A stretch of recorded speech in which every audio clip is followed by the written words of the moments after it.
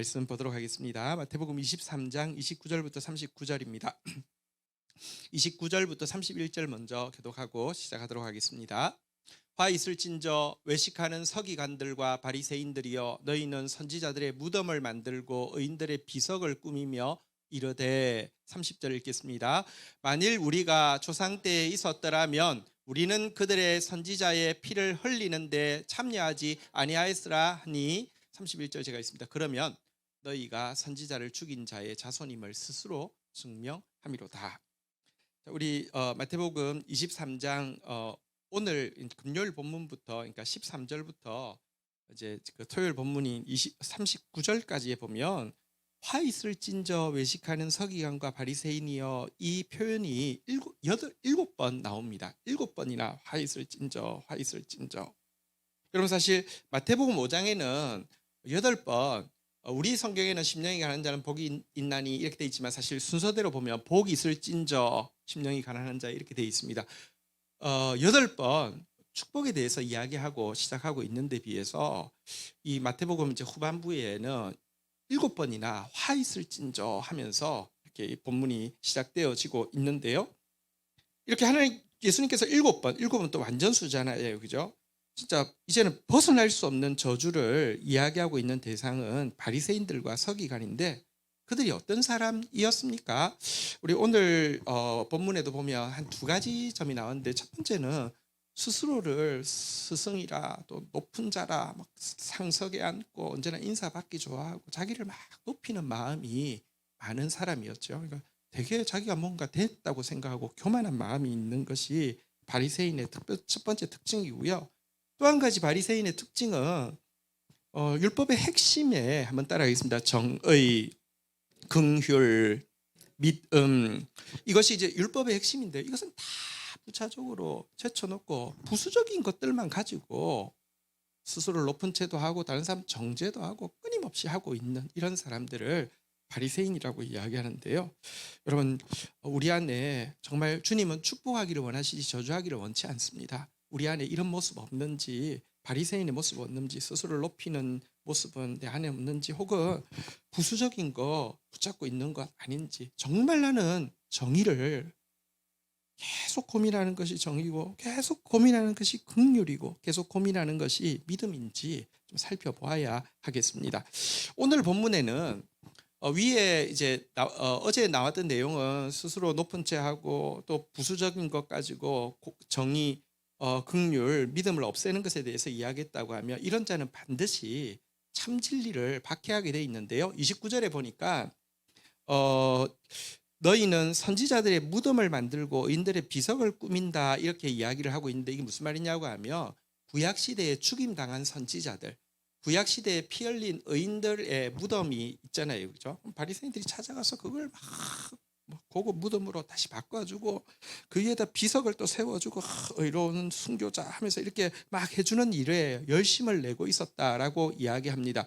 왜 이들이 열심을 내고 있었을까요? 30절에 잘 나와 있죠. 열심을 내는 이유는 자기들이 그 돌에 맞아 죽고 피 흘린 선지자들과 의인들을 막 이렇게 꾸미는 것은, 만약 자기들이 조상시대에 있었다고 하면 자신들은 선지자 피 흘리는 일에 절대 참여하지 않았을 것이라는 것을 증명하기 위해서 열심을 내고 있다, 이렇게 이야기하는데요. 그런데 예수님은 그들에게 31절 무엇이라고 이야기합니까? 너희가 지금 하고 있는 행위 자체가 너희가 선지자를 죽인 자손임을 스스로 증명한다라고 이야기합니다. 그들이 하고 있는 행위가 무엇입니까? 지금 예수님 죽이기로 이미 결정해 놓았어요. 예수님 이제 그 타이밍만 지금 잡을 뿐이지, 예수님 죽이기로 이미 결정해 놓았어요. 선지자들과 의인들이 증거하고 있던 예수 죽일 거 이미 결정해 놓고는요, 자신들은 정작 과거에 죽임당한 선지자들 또 의인들 무덤 막 꾸며주면서, 우리 조상들 이해가 안 돼요, 어떻게 이런 귀한 선지자를 죽일 수 있어, 이러면서 자신은 다르다고 주장하고 있었던 그들의 모습에 대해서 책망을 하고 있는 것입니다. 자, 그러면서 예수님께서 32절부터 이렇게 이야기합니다. 32절, 33절 같이 한번 교독하겠습니다. 너희가 너희 조상의 분량을 채우라. 33절 시작. 뱀들아 독사의 새끼들아 너희가 어떻게 지옥의 판결을 피하겠느냐. 그들에게 너희 조상들하고 똑같은데 너희들이 좀 차이점이 있는데 조상들이 이제 죄의 분량을 막 쌓아왔다고 하면 그래서 선지자 죽이고 의인 죽이고 이렇게 계속 죽여왔다고 하면 이제 너희는 그 조상의 분량을 가득 채우라. 이제 넘치기까지 채우라는 것입니다. 무슨 말입니까? 의인과 선지자들이 전파하고 있던 메시아 예수 죽이는 일 너희들이 끝까지 해라라는 것이죠. 그래서 이제 저주의 분량을 완전히 채우라는 것이죠. 이 분량이 채워지면 어떻게 됩니까? 33절에 보면요. 뱀들아 독사의 새끼들아 너희가 어떻게 지옥의 판결을 피하겠느냐. 바리새인과 이 서기관들은 지옥의 심판에서 벗어날 길이 전무하다고 이야기합니다. 사실 화이슬 진저를 7번 반복한 것 자체가 절대로 벗어날 수 없는 완전수라는 뜻을 가지고 있습니다. 무서운 심판을 이야기하셨죠. 자, 그런데 여러분 예수님 시대에 예수님을 죽이는 것으로 이 바리새인들의 일이 끝나지는 않을 것입니다. 34절에 보면 미래에 세워질 사역자들에 대해서도 이야기하는 내용인데요. 같이 한번 읽겠습니다. 시작. 그러므로 내가 너희에게 선지자들과 지혜 있는 자들과 서기관들을 보내매 너희가 그 중에 들어는 죽이거나 십자가에 못 박고 그 중에서 들어는 너희 회당에서 채찍질하고 이 동네에서 저 동네로 따라다니며 박해하리라. 이것은 과거에 그들이 행했던 일, 선지자, 지혜 있는 자, 서기관, 곧 성경 학자들을 그들이 어떻게 대했는지도 보여주지만 이제 예수님 시대 이후에 교회 시대에도 주님은 여전히 마지막 기회를 주기 위해서 선지자, 지혜 있는 자, 성경 학자들을 보낼 것이지만 그들을 바리새인의 후예들은 역시나 죽이기도 하고요. 채찍질하고 따라다니면서 박해할 것이다. 이렇게 이야기하고 있습니다. 그래서 어떤 의미에서는요. 여러분 참된 말씀의 사역자의 중요한 증거는 말씀대로 함으로 말미암아 박해받는 것이라는 것을 알 수 있습니다. 어쨌든 여러분 이 이야기는 과거 바리새인의 이야기는 아니죠. 우리 성경 읽을 때 제일 이해 안 된다고 하는 내용이 무엇입니까? 어떻게 이스라엘 백성들은 이렇게 모세 시대에 이렇게 말을 안 듣고 불순종할까, 불신앙할까? 어떻게 선지자들을 이렇게 죽일까? 나는 안 그랬을 텐데 이렇게 우리도 계속 그런 생각을 하잖아요, 그죠?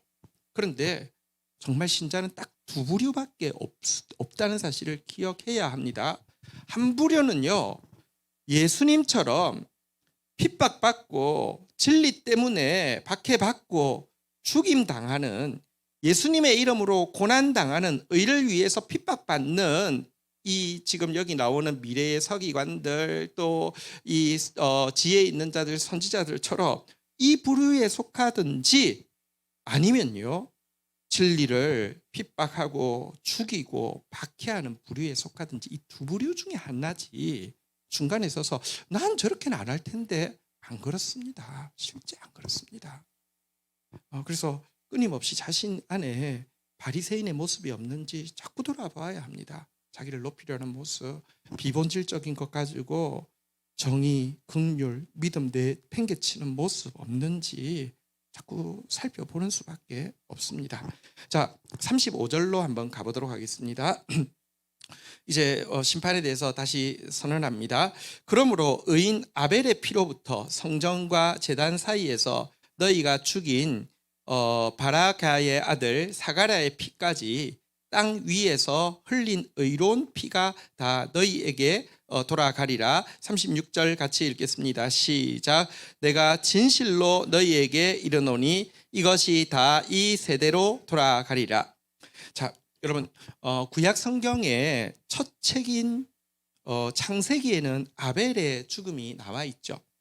구약 성경의 이제 마지막 책은 이제 우리로서는 말라기이지만 여러분 이제 구약 성경에 보면 이제 율법서가 있고 역사서가 있습니다. 역사서의 마지막 책이 역대기인데요. 역대기에 보면 한 의인의 죽음이 나오죠. 사가라라는 의인의 죽음이 나오죠. 상황은 그 요아스라는 이제 왕이 여호야다라는 대제사장이 있을 때에는 의로운 통치를 했는데요. 그가 죽자마자 사람이 변합니다. 그래가지고요. 얼마나 뭐 악을 행하는지 모릅니다. 그러자 여호야다의 아들이 가서 권면할 때 그 아들을 죽여버렸잖아요, 그죠? 이제 그 사건을 이야기합니다. 그래서 구약의 이제 창세기부터 역사서 마지막까지 선지자들을 죽인 그 모든 피가 너희 머리 위에 돌아갈 것이다 이렇게 이야기합니다. 정말 무서운 심판이죠. 근데 사실은요, 이 심판을 받을 수밖에 없다는 증거가 무엇입니까? 바리새인들은 예수님이 이 말씀을 그들에게 하고 있는데 하나도 무서워하지 않았습니다. 그 피 우리에게 돌리라고 이야기하죠. 그게 심판받을 증거입니다.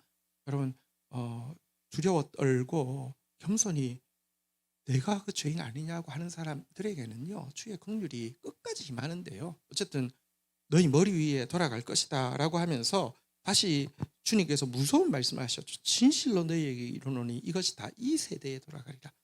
여러분, 궁극적인 심판은 아직까지 남아있지만 여러분, 상황에서 하나님께서 그 뭐랄까요, 최후의 심판의 예표가 되어지는 심판들을 가끔 할 때가 있죠.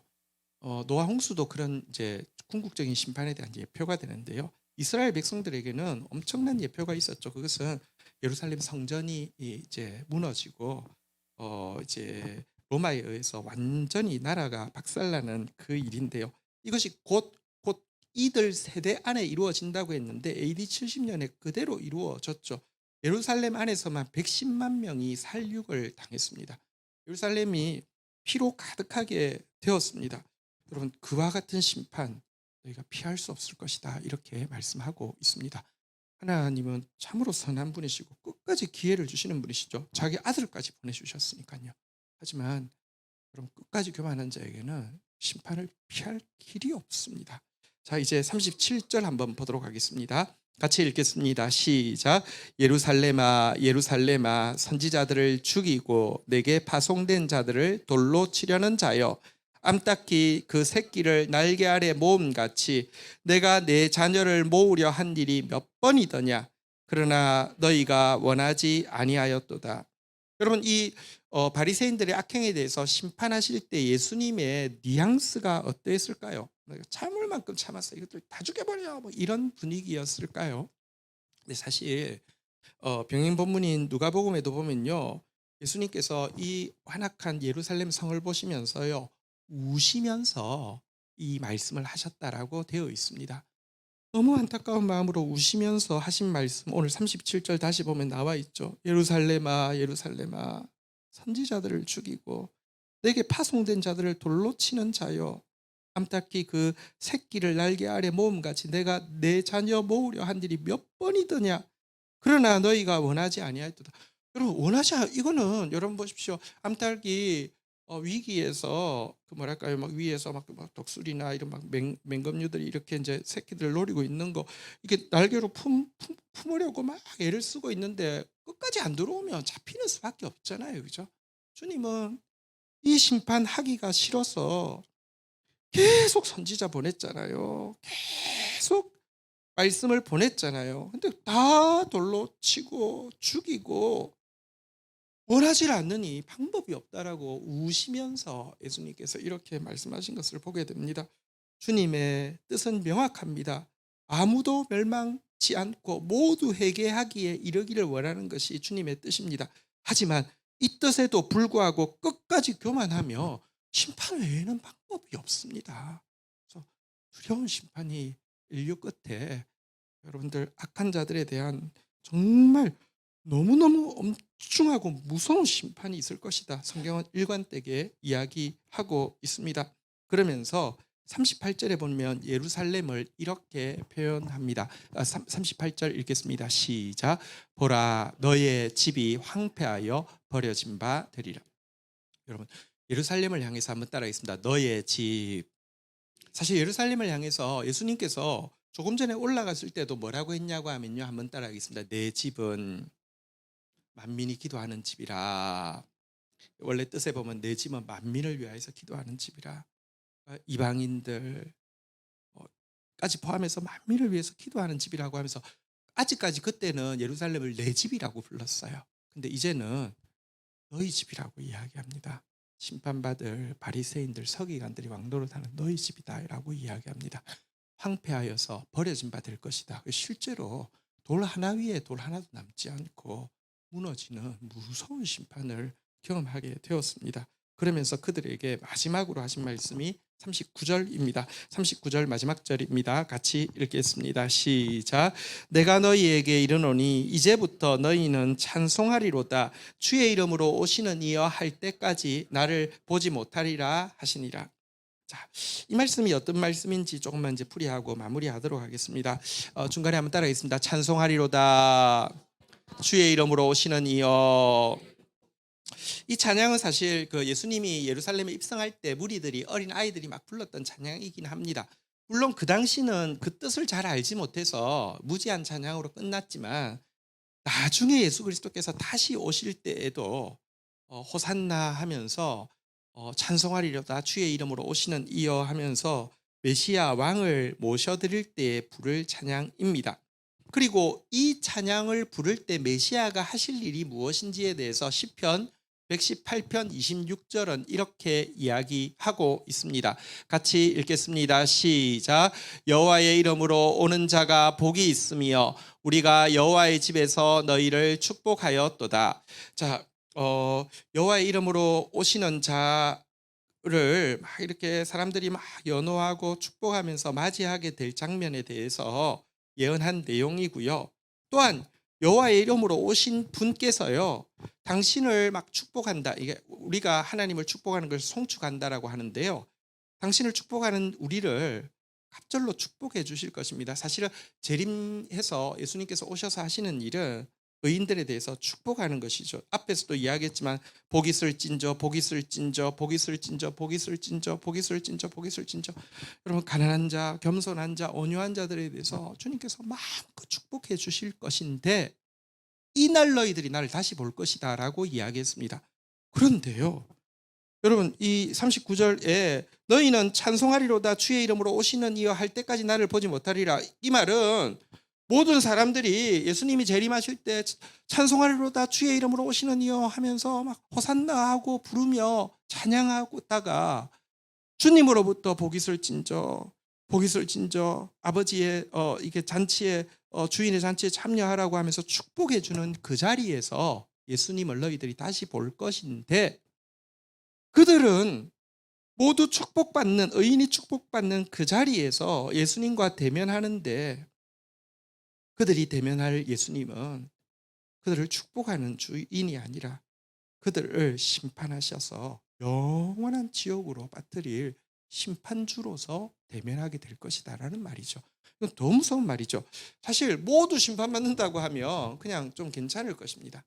그러나 이날 모든 의인들에게 행한 대로 갚아주시고, 요셉에게 우리 지난주에 나눈 것처럼 요셉에게 행한 대로 갚아주시는 주님 앞에서 바리새인들은요, 그날 다시 보게 될 텐데 정말 여기 받았던 7번의 저주가 그대로 임하는 것을 보게 될 것이다, 이렇게 이야기하고 있습니다.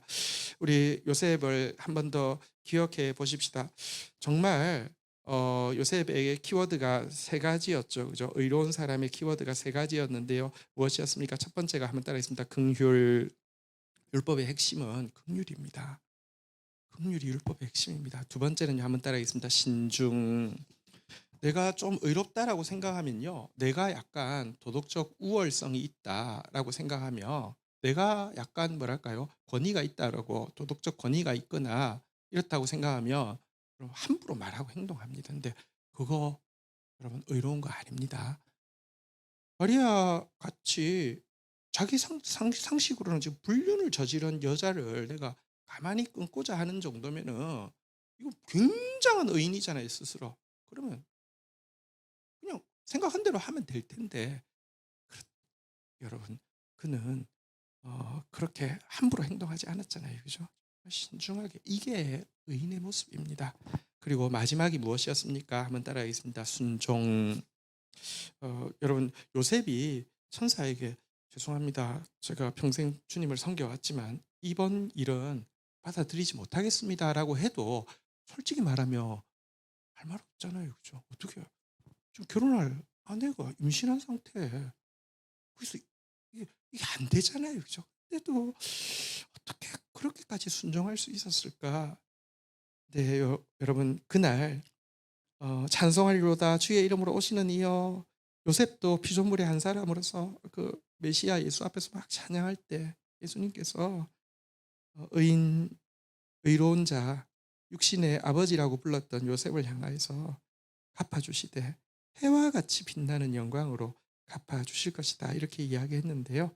우리 이런 사람 되어야지 바리새인들처럼 그날에 정말 두려운 심판의 자리에 쓴다고 하면 진짜 우리는 원수의 목전에서 상을 받는 것이지만 그들은 의인의 목전에서 저주를 받으니 두 배나 저주가 될 것입니다.